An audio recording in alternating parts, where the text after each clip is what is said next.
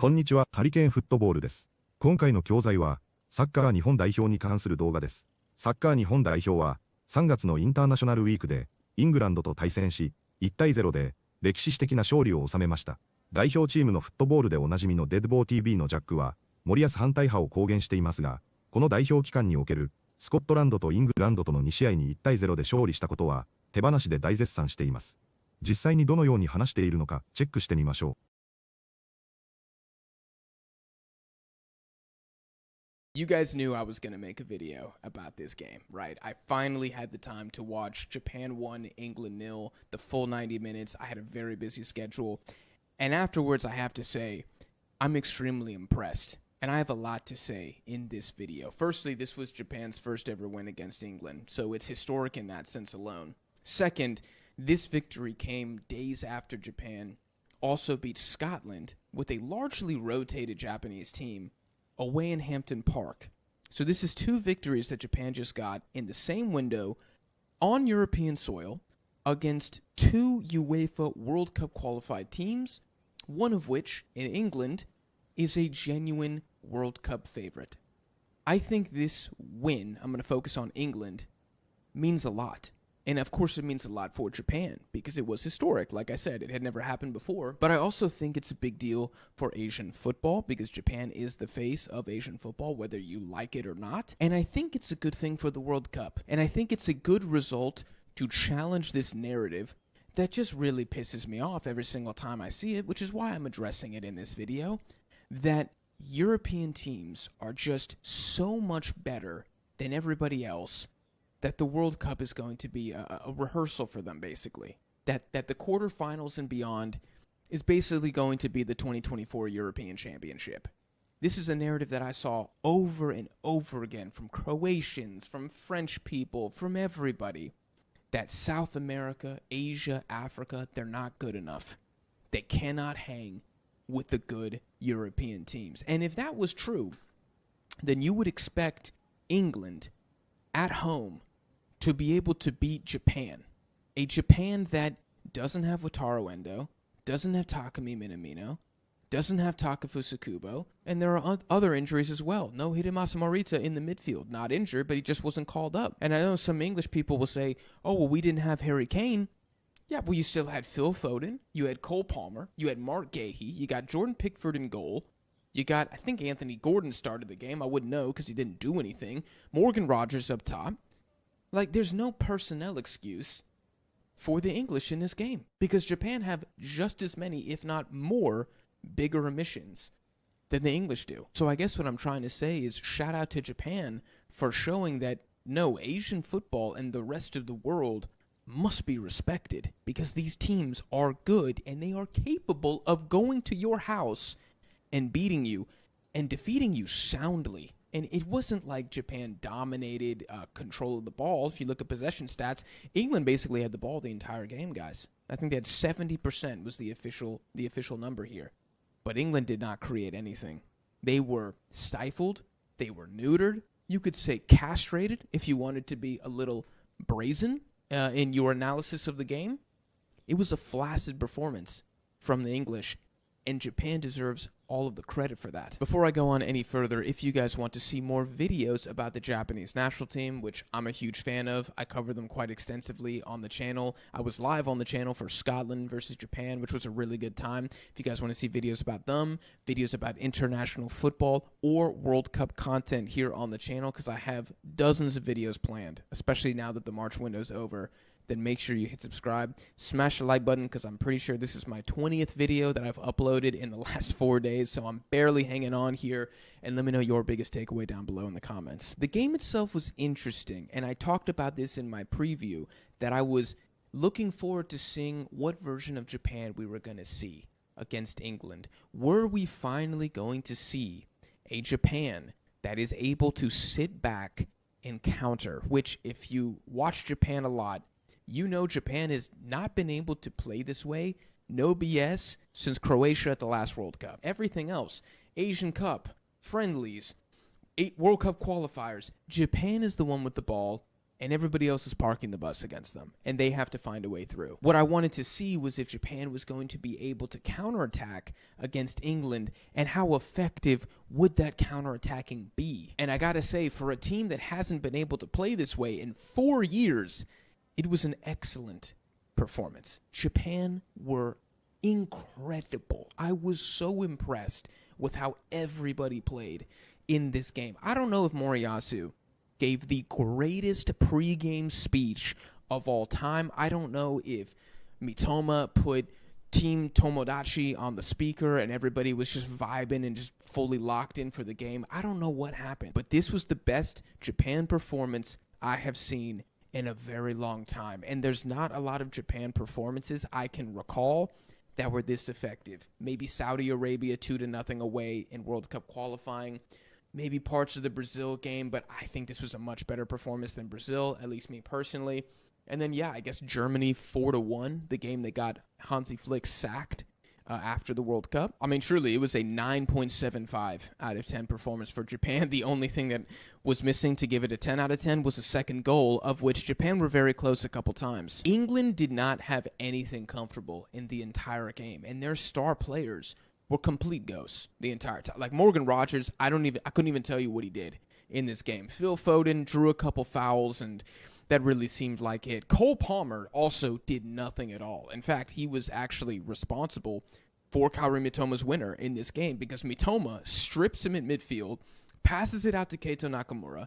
Keito carries it into the English box, puts in an incredible ball, and Mitoma slots it away. And that was how Japan ultimately went on to win. That was basically Cole Palmer's contribution to this match. After Japan's goal, tactically, this game did not change at all. It was still England with the ball, Mark Gahey looking around, praying that a teammate's finally going to get open, and Japan's mid-block, sometimes a low block, was just on it, man. Kamada and Kaishu Sano in the middle, genuine certified bloodhounds in this game. The work rate was insane. I thought Kamada was brilliant. 10 out of 10 performance from him.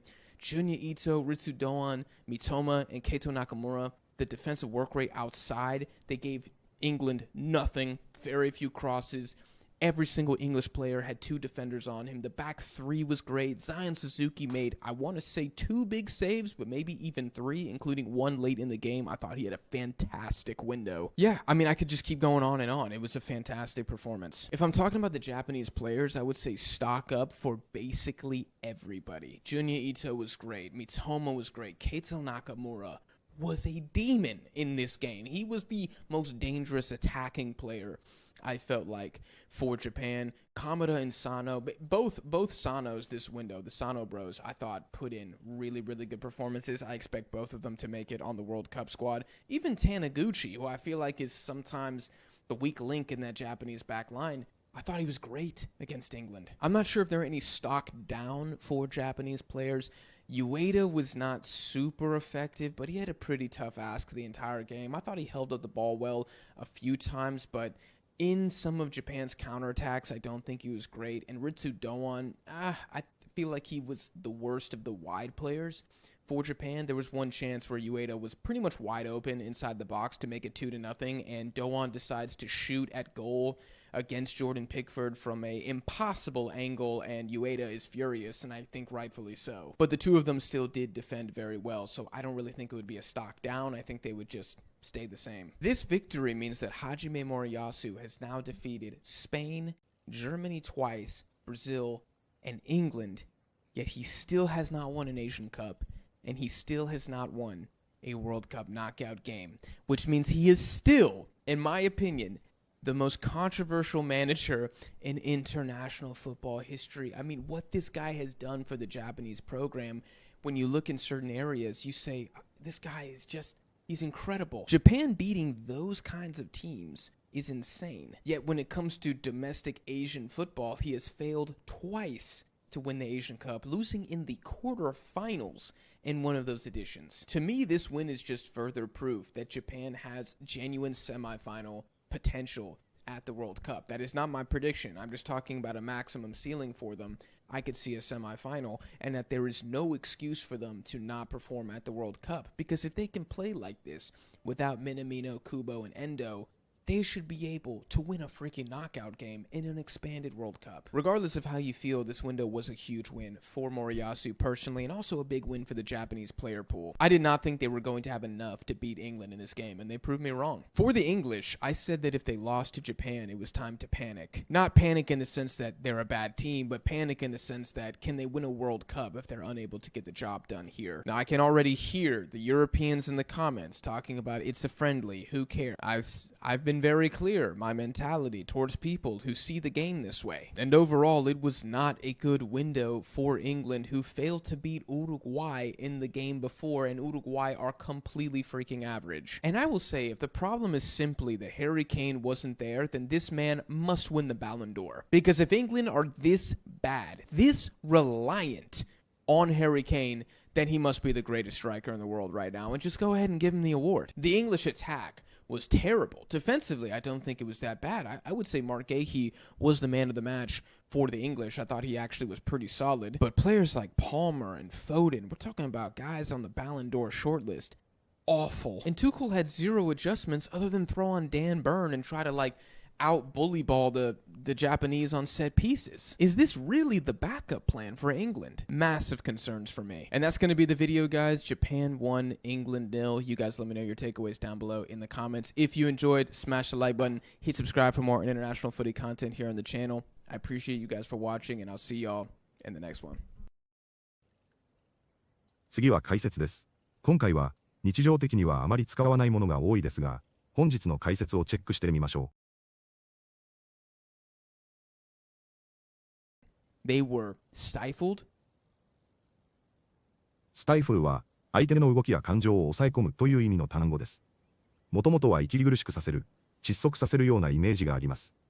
そこからサッカーでは相手に何もさせない、攻撃を封じるという意味で使われます。例えば、ジャパンスタイフルでイングランドなら、日本がイングランドに自由を与えなかったということです。また笑いをこらえる、感情を抑えるという意味でも使われます。スポーツだけでなく、ビジネスやニュースでも使える便利な単語です。少し固めですが、とても表現力のある単語です。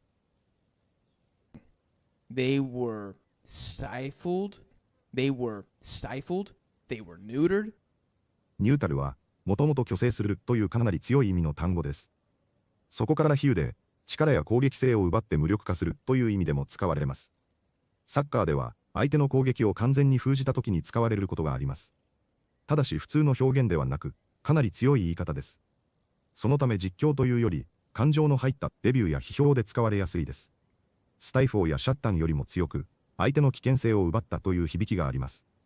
かなりネイティブ寄りの比喩表現なので、意味だけ知っておくと理解しやすいです。They were neutered. They were neutered. You could say castrated if you wanted to be a little brazen. カストレイトも、ニュータルと同様に、もともと虚勢するという非常に強い意味の単語で、比喩的に力や攻撃性を奪って無力化するという意味でも使われます。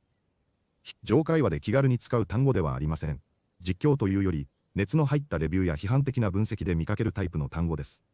ニュータルよりも、より直接的で、より強く、より過激な表現です。ニュータルは、少し一般化されていて、まだ使いやすいですが、それでも十分強い表現です。意味を知っておくと、ネイティブの感情の強さまで読み取れるようになります。ブレーゼンは、厚かましい、大胆な、遠慮のないという意味の単語です。良い意味のブレイブとは少し違って、少しずるしい感じが入ります。例えばブレーゼンリーなら、あからさまな嘘、恥知らずな嘘という意味です。今回のビエリテルブレーゼンは、少し攻めた言い方をするならというニュアンスです。つまり話では、自分の要言が少し強いと分かった上で使っています。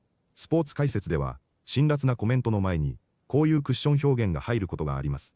意味だけでなく、話し手の態度も伝わる単語です。You could say castrated if you wanted to be a little brazen. You could say castrated if you wanted to be a little brazen. You could say castrated if you wanted to be a little brazen. No BS since Croatia at the last World Cup.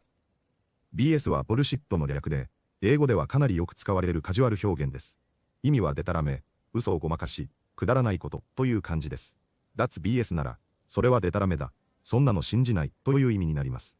かなり口語的で、少し荒いので、フォーマルな場面では避けた方が安全です。YouTube やスポーツ系の英語ではかなりよく出る表現です。No BS since Croatia at the last World Cup. No BS since Croatia at the last World Cup. いかがでしたか？この動画でもジャックが言っていましたが、この試合前のプレビュー動画では、イングランドの勝利を予想し、日本大好きのジャックをもってしても、さすがに日本は勝てないだろうという見方でした。それもあり、特にこのイングランドに勝利した衝撃が大きかったのが、よくわかる動画でした。南野拓実、遠藤航、久保建英、森田英正がいない状態で、國安武宏の存在には知ってか知らずか触れていませんでしたが、このチームでも、ワールドカップの決勝トーナメントで勝利できるほどであり、ベスト4に到達できるレベルであると強調していました。ベスト32やベスト16に行くことも、全くもって簡単ではないのも分かっていますが、日本のフットボールファンの誰もが、日本のベスト8入りの期待がさらに高まり、あわよくばベスト4まで、と期待が膨らみすぎてしまうような試合だったのではないでしょうか。まだ冷めやらぬ興奮を感じるほどですが、もう少しこの試合に関する動画も扱いたいと思っています。本日もご視聴いただきありがとうございました。またすぐにお会いしましょう。